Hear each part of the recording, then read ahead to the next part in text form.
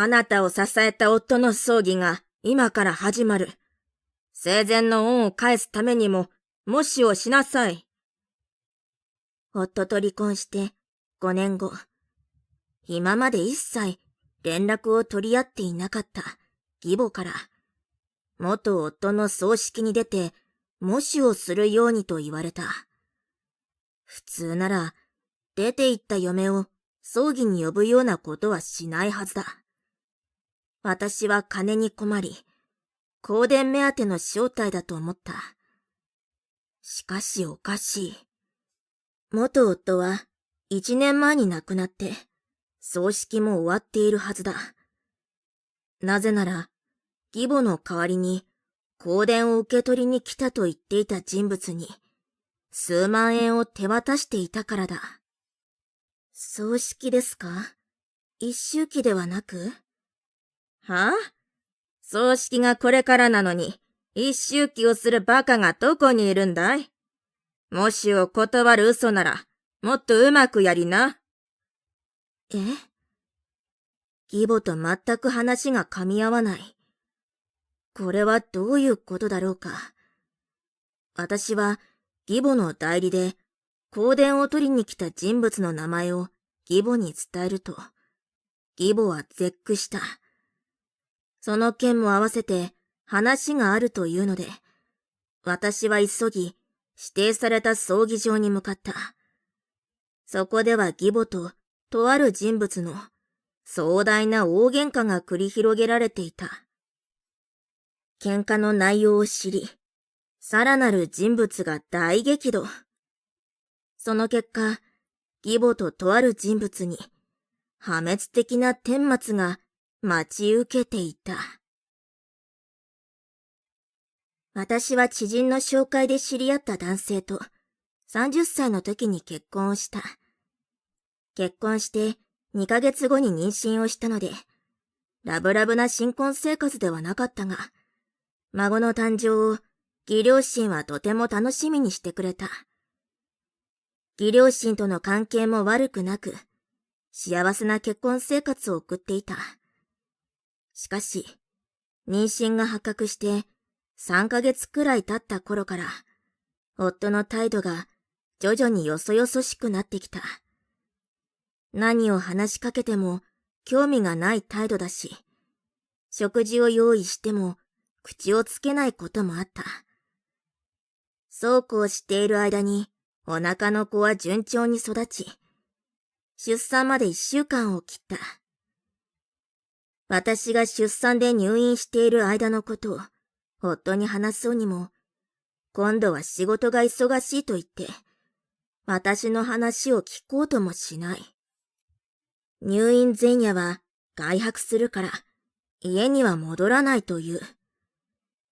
私は一人でタクシーを呼んで出産入院のため病院に向かった。もともと夫は立ち会い出産を拒んでいたので、仕事を理由にすぐに駆けつけてはくれないと覚悟していた。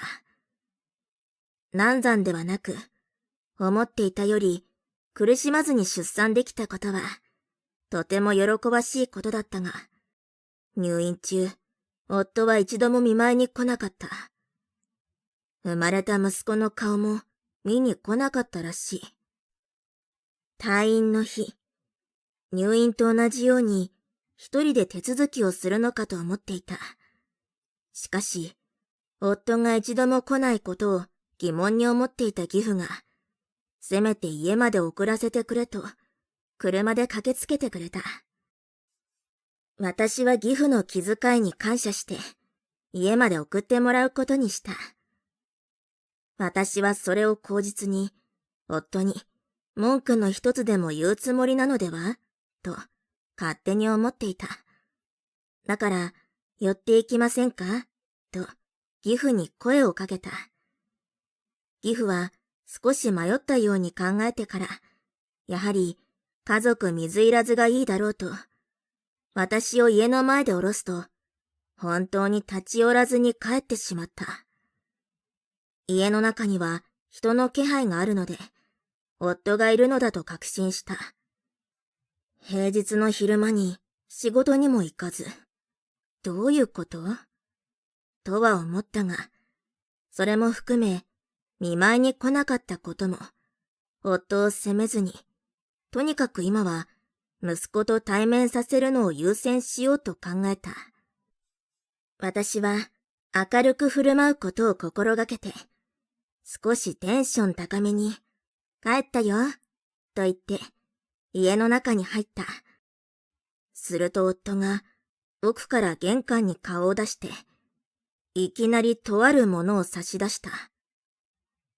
愛人と結婚することにしたから、さっさとこの離婚届にサインしてくれ。まったく、退院にどれだけ時間かかってんだよ。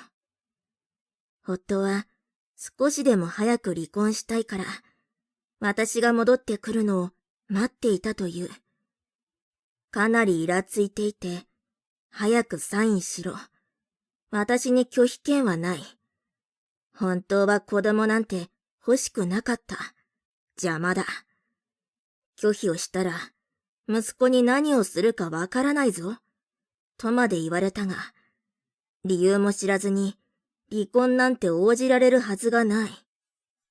愛人と結婚したいという理由だけで、納得できるものではなかった。いきなり離婚って、息子が生まれたばかりだよ。どうして？私の妊娠発覚後から、ずっと夫の態度がおかしかった。何かあるとは思っていたが、まさか離婚を告げられるとは。しかも、すでに愛人がいるって、いつの間に？お前が俺の相手をしないのが悪いんだからな。お前は俺の嫁だろ？生まれてくるかどうかわからない腹の子より、目の前にいる俺を大事にしろよ。そうしなかったお前が悪い。妊娠がわかると次第に、私は体調が良くない日が続くことがあった。特につわりが激しく、横になっていても、しんどさが抜けないことも多々あった。私は、妊娠にはそういうものを体験する人もいて、私もその一人だと、夫には説明してあった。特に私の場合は、その傾向が強く出る体質のようだとも言われていた。私だって、夫の相手をサボりたくて、サボったわけじゃない。相手をしないから？構ってくれないから？私は、体調が優れない時も、夫のことは、それなりに気にかけていた。それなのに、外で浮気？愛人を囲っていた？はあ？何なの？それ。つまり、今まで仕事だと言って、多忙だったり、外泊したりは、すべて愛人との楽しいひとときのための言い訳だったわけだ。当然、夫に対しての怒りはある。だが、怒りがあまりにも大きすぎると、むしろ逆に呆れて何も言えない状態になるようだ。こんな男と話し合う時間がもったいない。自分のことしか考えられない。子供のようなわがままを言う男なんて、こちらから捨ててやる。私は突きつけられた離婚届にすぐサインをして、夫に突っ返してやった。だが、親切にしてくれた義両親に報告だけはしないといけない。特に、ギフトはつい数分前まで一緒にいたのだから。義実家に連絡を入れると、まだ義父は帰宅していないようで、義母が対応した。今まで親切だった義母だが、夫の浮気が原因で離婚することになったと説明をすると、夫の浮気は私のせいだと言い出した。あなたが妻の役割をしっかりしていれば問題なかったのよ。どうせ妊娠を理由に関係を拒んだんでしょ？妻に拒まれたらどれだけ傷つくか考えなかったの？義母からそんなことを言われると思っていなかった私は、受話器を落としそうになるくらい驚いた。さらに義母は、男を満足させられない、出来損ないの女だと罵り、離婚は正しい判断だと言ったのだ。私が一方的に悪いのだから、財産分与なんてするなとまで言われた。しかし、被害者は私だ。財産分与はしなくても、慰謝料はもらうからと、義母に宣言した。後々、財産分与に関しては、義父が動いてくれて、正規の額を受け取れるのだが、その後、愛人にも慰謝料の請求をするために会うしかなく、一度だけ会ったことがある。愛人は、私を見捨てられた女、本妻の座から追放された女と、私をとことん見下してくれた。私は心の中で、どうせあなたも、いずれ別の愛人に寝取られて、捨てられるに決まっていると思った。こういうことはいつか自分の身に戻ってくるものだと思うからだ。義父は私を家まで送った後、別の場所に立ち寄って帰宅したらしい。立ち寄りさえしなければ義母の暴言も阻止できたし、夫のことも厳しく叱りつけることができた。何も助けてやれなくてすまなかったと謝罪と誠意を見せてくれた。お金だけは必ず支払わせると約束してくれた。その結果、夫からは慰謝料と養育費を全額一括で払うと連絡があった。ただし、その金を受け取ったら二度と連絡をしてくるなという。私ももらえるものさえいただければ連絡するつもりはない。最低な男に構っている時間が無駄だ。しばらくして、夫は宣言通りに、慰謝料と養育費を一括で振り込んでくれた。養育費に関すること以外で、夫は一切、息子のことを気にかけることはなかった。そもそも、私が産んだ子供に興味がないのだと感じた。私は息子を連れて実家に戻ることにした。離婚の理由に関して両親は大激怒したが、義父が見せた誠意に免じて、夫に会って文句を言うことを諦めてくれた。それから3ヶ月後、風の噂で元夫が愛人と再婚したという話を聞く。もともと知人の紹介で知り合った元夫なので、知人を介して知ることはできたが、私から元夫のことを聞くことはなかった。息子は両親の手伝いを借りながら、元気にすくすくと育ってくれている。今の私には、それが最優先で、他はどうでもよかった。突然、想定外の人が私の前に現れるまで。4年後、それは本当に突然の出来事だった。私は両親と息子と幸せに暮らしていた。父はまだ現役で働いていたが、休日は息子とよく遊んでくれるので、私はとても助かっている。4歳になると、息子の底なしの体力についていけず、私が息切れしていると父が代わり、父が息切れすると私が戻る。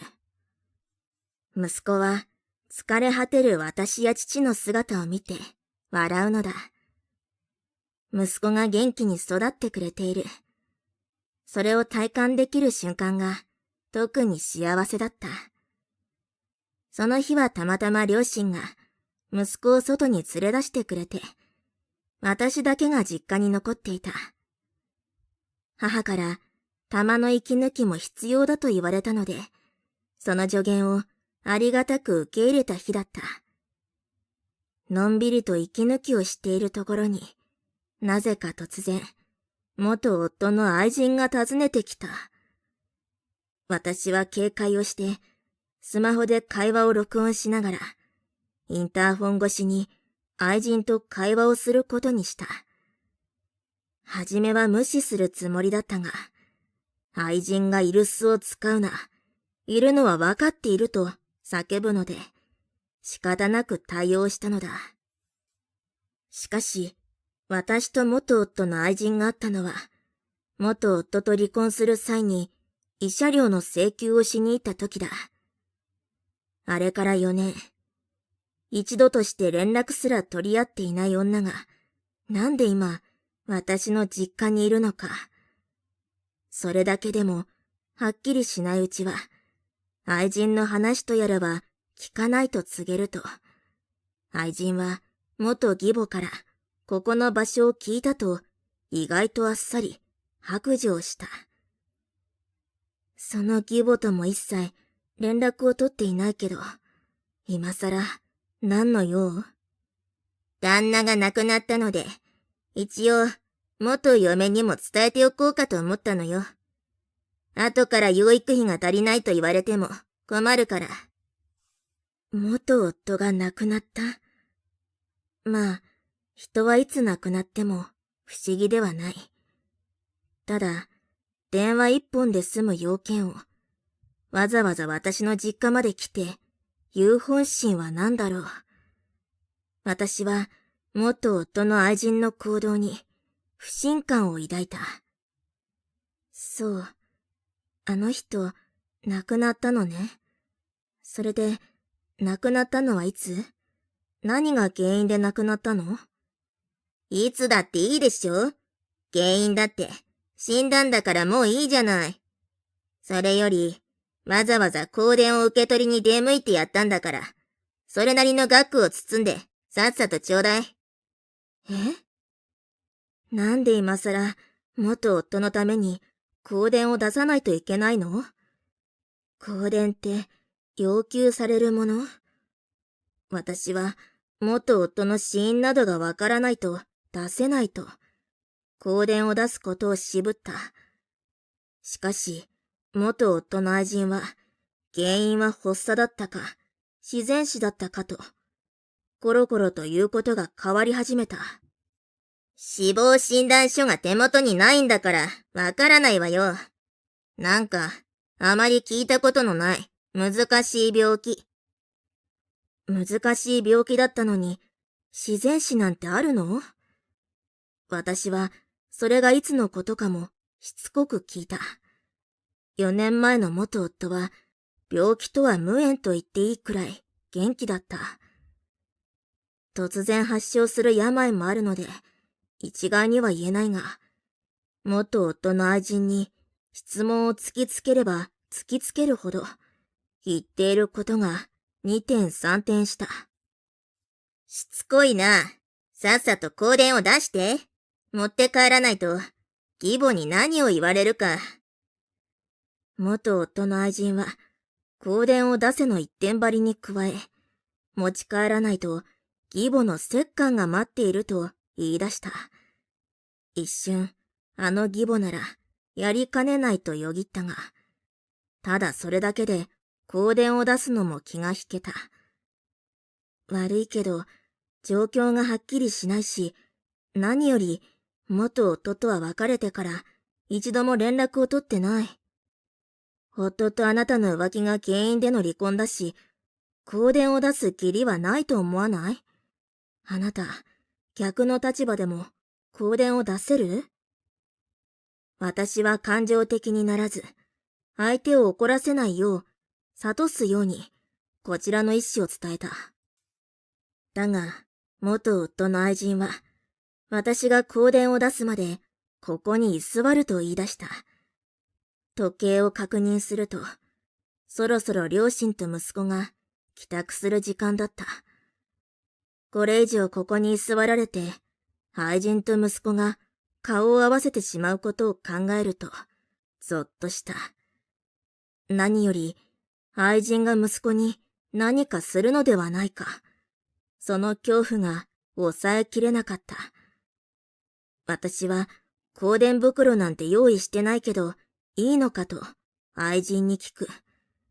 愛人の方で用意するから、とにかく金、というので、私は財布の中に入っていた1万円札を5枚ほど抜いて渡すことにした。ドアを少しだけ開けてお金を差し出すと、愛人は奪い取るようにお金を取ると、そのまま立ち去ろうとした。その背中に向けて私は、今度ここに来たら警察に通報すると愛人に伝えた。それに対し愛人はうなずきはしなかったが、わずかだが体がこわばったように感じた。女が立ち去って10分後くらいに両親と息子が帰宅した。私はあの女と両親や息子が鉢合わせにならなくてよかったと心底安心をした。以降、私はこのことを極力思い返さないようにして生活をしていた。だが1年後、想像もしていなかった展開が待ち受けていた。私は仕事柄、登録されていない番号からもよく電話がかかってくる。だから、知らない番号から着信があっても、出られない状況でない限りは対応していた。その電話もその一つだと思って、心当たりのない番号だが電話に出た。すると、聞き覚えのある声で、あんたの元夫の葬式が始まるから、もしをしなさい。今すぐ来るのよ。わかった?と、かなり焦っている感じだった。義母かなとは思ったが、元夫という言葉で義母と確信はしても、なぜ葬儀?なぜ私が喪主?そもそも元夫が亡くなったのは去年では?私は忘れようとしていた1年前のあの出来事を鮮明に思い出してしまった。私は1年前、元夫が亡くなったことを愛人から聞き、義母に頼まれて香典を受け取りに来たと言ったので、手渡したと義母に説明をした。だが、義母は私の説明を、もしをしたくない言い訳としか思わず、下手な作り話をするなと怒鳴り始めた。私はこのままでは何を言っても、私がもしをしたくない言い訳を重ねているだけにしか受け取ってもらえないと確信した。あの時、愛人とやりとりをした会話の録音を聞かせることにした。はじめこそ、早くしろ、逃げるなとわめいていた義母だが、流れる録音の会話に次第に静かになっていく。その件も含め、とにかく今すぐ葬式に来なさい。絶句から復活した義母は何が何でも私を元夫の葬式に出席させたいようで、来ないならこっちから迎えに行ってやるとまで言い出した。愛人同様、義母と両親や息子を会わせたくない私は、とりあえず葬儀場に向かうことにした。両親に息子を預け、葬儀に向かう支度をしながら、私は考えれば考えるほど不思議な展開であることに気づいた。一体どういうからくりなのか。真相が気になりだした私は、支度するペースを早めて、元義母に言われた葬儀場へと駆けつけた。葬儀場に到着すると、義母が愛人と会場の外にまで響く声で大喧嘩をしていた。用意された祭壇の外で待っている参列者にまで筒抜けなので、参列者たちは怪訝な顔でひそひそ話をしていた。私は義母に会う前に聞こえてくる喧嘩の内容に耳を傾けた。あんた、勝手に自分の旦那が死んだことにして、見限った嫁に香典の催促をするってどういうこと?うるさいな。あいつの稼ぎが少ないのが原因なのよ。もっといい稼ぎをする男だと思ってたのに、本妻の座を奪ってみたら、それほどでもないって。私は騙されたの。なんか、話が噛み合っていないような。すると、初めから喧嘩の内容を聞いていた参列者が、他の参列者に事の発端を語っていた。私はそっちにも耳を傾けた。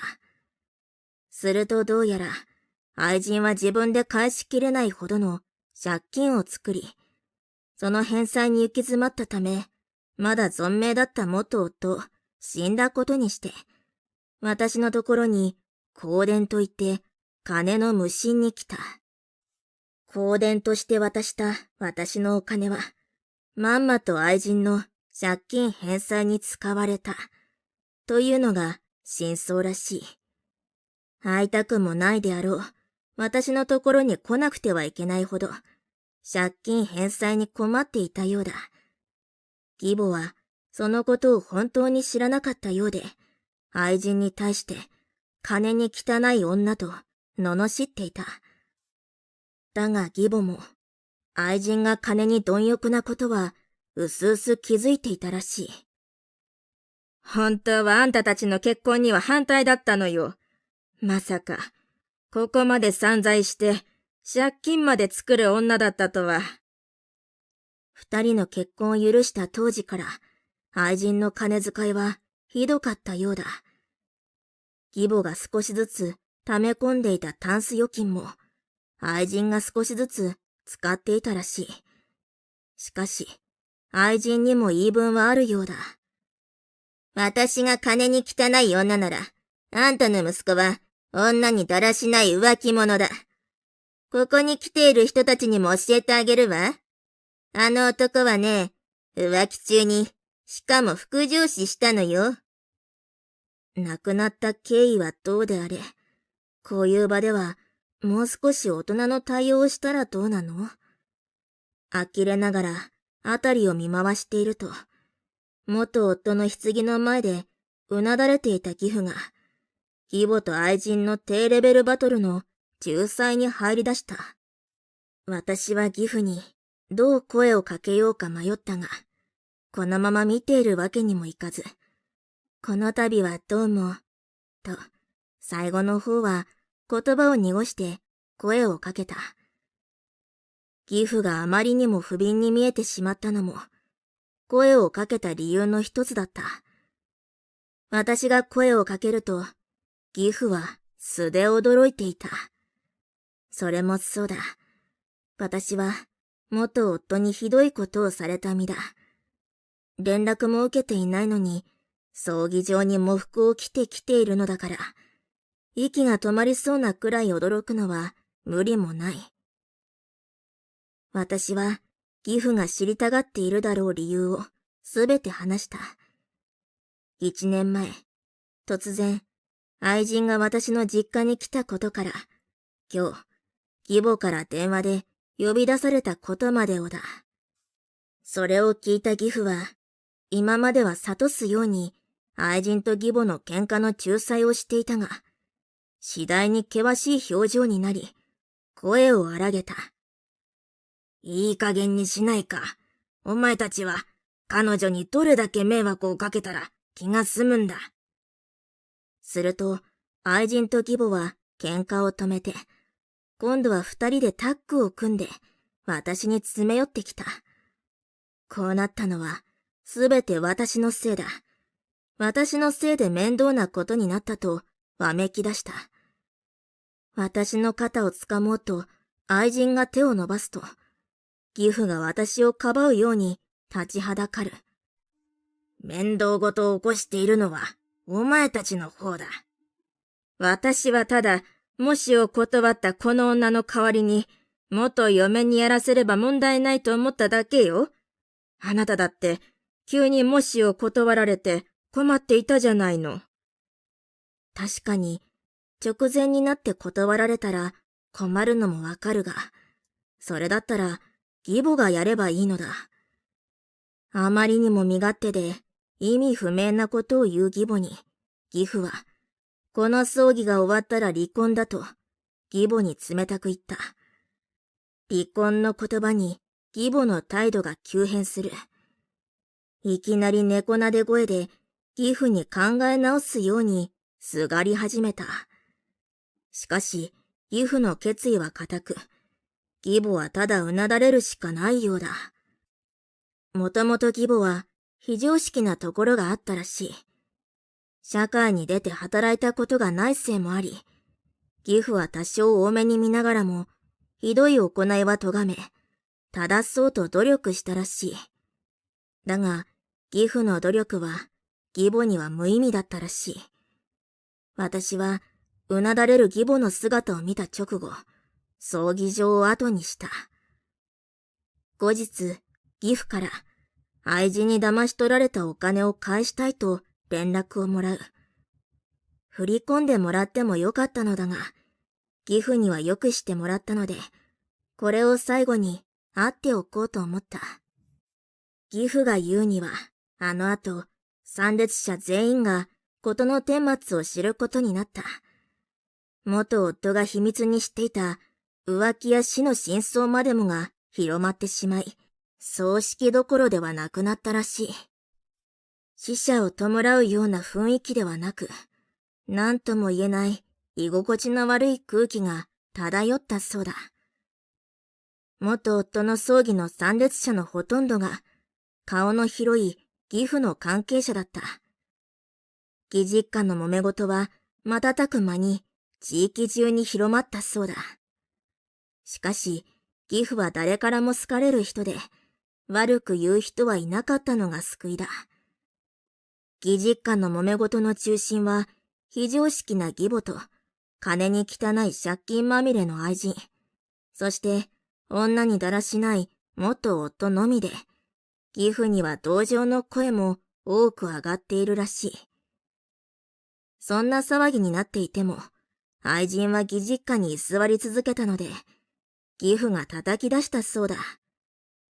愛人は返済のためにも、生きていくためにも、働かなくてはならないのだが、自分がしでかした失敗の噂がネックとなって、なかなか仕事が決まっていないようだ。それもこれも、身から出た錆だ。自業自得だ。私には関係ないし、と思っていたら、ある日、私の職場に愛人が面接に来たのだ。私は実家に戻って再就職をする際、できれば実家近くにしたかったが、なかなか思うように仕事が決まらなかった。両親からのアドバイスを受けて、勤務希望地を広げたところ、雇用が決まった。だから、実家から少し離れたところで、今も働いている。私の実家や元義実家とは、縁もゆかりもない土地なので、そうそう知り合いに会うこともなかったのだが、愛人がここに面接に来たのは、もしかしたら愛人にとって不都合があり、別の土地で仕事を探した結果、ここにたどり着いたのだろうと、私は勝手に推測をした。さて、私が今働いているのは地方銀行だ。もともと大手銀行に勤めていたが、結婚を機に退職をしていた。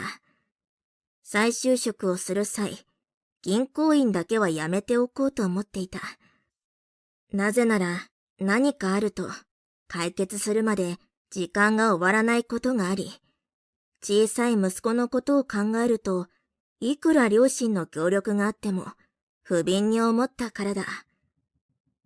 息子が小学校を卒業するまでは、できるだけ息子優先に時間を割きたい気持ちもあったし、でも結局、女性の再就職はなかなか厳しく、経験職に絞った方がいいのではという両親のアドバイスに従って、再就職先を銀行に絞ったところ、うまくいった。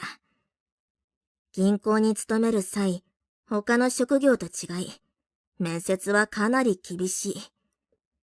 お客様のお金を取り扱うのだから、当然といえば当然なのだが、そこで私は面接を担当する人と直属の上司が同期だったことを偶然知っていたので、上司にそれとなく進言してみた。以前、香典詐欺をしたことがあること、お金にルーズで借金を抱えていることなどだ。銀行員でもローンを組んでいる人は当然いる。ローンも借金と同じだが、愛人の作った借金は私利私欲のためだ。しかも、返済能力を超えた額というのが問題だと私は思った。上司は香典詐欺の件をとても重く受け止め、それが面接担当に伝わる。愛人は面接を受ける直前に不採用となった。愛人の帰り際、偶然にも私とすれ違ってしまう。私も仕事中だったので、愛人の存在を避けるのは難しい。だが、お客様がいる中で問題を起こすようなことは、さすがにしないだろうと思ったのは間違いだった。愛人は私に気づくと、まっすぐ私に直進してきた。お前のせいで、と怒鳴り、私の胸ぐらを掴んでくる。近くにいたお客様の悲鳴が響き、男性職員が私と愛人を引き離しに駆けつけ、誰かが警備員を呼べと叫んだ。駆けつけた警備員に愛人は抵抗できず、店舗の外に放り出された。上司から警察に被害届を出すかと聞かれたが、私は二度と関わることはないと思うのでと、その提案を断った。仕事中は警備員がいるので、身の安全は保証されているが、通勤中に付け狙われたりしないかと心配してくれていたようだ。大丈夫ですと言ってから数日後、私は自分の考えの甘さを身をもって知ることとなる。勤務中、私宛てに警察から電話があったのだ。どうやら私の勤務先を知った愛人が警察にそれを教えたらしい。私と愛人は無関係だと言って電話を切ろうとした。だが、警察の説明を聞いて私は耳を疑った。なんと、愛人と義母が結託して私の実家に押し入り、金品を持ち出そうとしたらしい。でもそれなら、被害を受けたと留守を守っている母から連絡が来るはずだが、なぜいきなり警察なのだろう。なぜ愛人がわざわざ私の勤務先を警察に行ったのだろう。私は警察に愛人と義母が押し入った家の住所を確認した。愛人と義母が押し入った家は、以前住んでいた実家だった。実は、愛人が香典詐欺をしにやってきたとき、両親が私と息子の身の安全を優先して、すぐに別の場所に引っ越ししていた。以前住んでいた実家は立地も良く、売りに出すとすぐに売れたので、今は別の人が住んでいるはずだ。そうとは知らない愛人と義母は、その家に押し入り、金品強奪を行ったのだ。その場に居合わせた今の住人は、さぞ驚いたことだろう。その住人がすぐに警察に通報して、現行犯で捕まり、警察に連行された。住人のとっさの行動で見つかった二人は、金品を持ち出すことができなかった。本来であれば、未遂でも刑罰が課せられることがある。だが、被害を受けた住人が、自分たちをターゲットにしたわけではないのならと、被害届を出さなかった。結果、愛人と義母は、警察から厳しく注意を受けるだけで終わったが、返すには、身元引受人が必要だとなったのだ。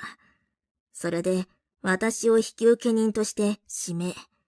今住んでいるところはわからないが、勤め先ならわかるとなり、今こうして警察が私に連絡をしている。どの面下げて私に身元引受人になれと言ったのだろうか。面の皮が厚いにも程がある。私はすでに離婚をしており、義母とは関係がない。さらに、愛人は憎むべき対象で、そもそも身内ですらないと言って電話を切った。もしあの時、両親の判断で引っ越しをしていなかったらと思うと、私はゾッとした。時計を見ると、息子は幼稚園から戻る頃で、母と家にいる時間だった。私はしばらく震えが止まらず、気にかけてくれた上司から、早退して休むようにと言われる。散々好き勝手に暴れまくった愛人と義母だが、それぞれ相応の人生をたどっていた。まず義母だが、義父は家や土地を義母に残し、義実家を出ているので、一人家に残された。非常識人間の割には世間体を気にするという変わった人だったようで、元夫の浮気癖に加わり、窃盗未遂などの噂が広がり、引きこもりになってしまう。すべての人が敵に見えて、義母の悪口を言っているように思い込んだようだ。代々そこに住んでいた義実家一家なので、周辺の人とは何代も前からの長い付き合いになる。義実家はずっと雨戸が閉まったままで、庭も荒れ放題。呼び鈴を鳴らしても無反応だった。さすがに気になった住人が役所に通報し、安否確認をしてもらったらしい。すると、骸骨のように痩せ細った義母が発見される。しかも、意味不明なことをブツブツとずっと言っているので、このまま義実家で暮らすのは困難と判断された。その後は、どこかの施設に入れられたようだが、今も生きているのかは不明だ。愛人はしばらく近場で職探しをしていた。だが、警察沙汰を起こしたことを周知が知ることとなり、職探しがさらに難航する。新天地を求めて別の土地に移ったらしいが、手持ちの金が尽きてさらに借金が増える。しかも、保証がない愛人なので、かなりヤバい人から借りたらしく、いつしか消息を絶ってしまう。怪しい人たちが愛人の行方を探しているとも聞く。彼らですら見つけられないのなら、もしかしたらどこかで生き絶えている可能性も。義父は婿入りした立場だったらしい。義母が一人娘で家督を継ぐも、あまりにも世間知らずだったため、しっかりした義父を婿として招き入れた。しかし、義父の人柄をもってしても、義母を修正できなかった。その義父は、生まれ育った土地に戻り、婿入りしなかったらしたかった、もう一つの人生を今謳歌しているらしい。義父は、息子のことをとても気にかけていたので、息子の近況報告だけは年に数回している。私が出した手紙に対し、年に一度の年賀状程度にしか返信はないが、その文面からとても充実した第二の人生を楽しんでいるのが伺えた。今回のことでは、両親にとても迷惑をかけてしまった。その分も含め、バリバリ働いて、両親の老後は私が見ると宣言した。すると両親は、自分たちのことは気にせず、いい人と巡り会えたら再婚しろと言われた。息子のことを思うと、父親の愛情を知らずに育つのが申し訳なくも思うことも確かにあった。だが、未来はわからない。私は今回の一連を自分の人生の汚点とは思わず、必要な経験だったと思うことにした。そして、今をしっかり生きる。未来は無限に広がり、どうなるかなんて誰にもわからないから、生きることは楽しいのだと思うことにした。息子にも決めつけた人生ではなく、選択肢はいっぱいあるのだと教えたい。今以上に息子と向き合って、家族4人でもっと幸せになろうと誓った。